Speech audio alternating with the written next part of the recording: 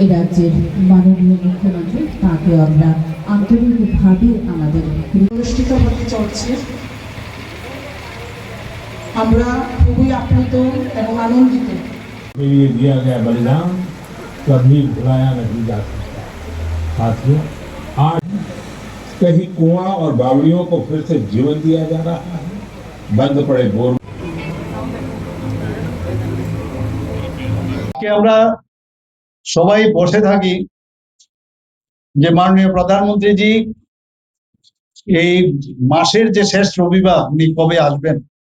আমি সব জায়গায় প্রতিবারই কথাটা বলি। আগে আমাদের মনে আছে যে মহাভারত এবং রামায়ণ এপিসোড দেখার জন্য যারা মহিলারা আছেন বিশেষ করে ওরা আগে রান্না বান্না করে ফেলতেন এবং এই এপিসোড দেখার জন্য সবাই বসে থাকতেন। অনেকে আছে পড়াশোনা যারা করতেন তারা বলে যে এপিসোডটা আমাদের দেখতে হবে, আগে এই টাইমে কিছু পড়া না। এখন মাননীয় প্রধানমন্ত্রীর মন কি বাত অনুষ্ঠান শোনার জন্য সবাই উদ্গ্রীব হয়ে বসে থাকে।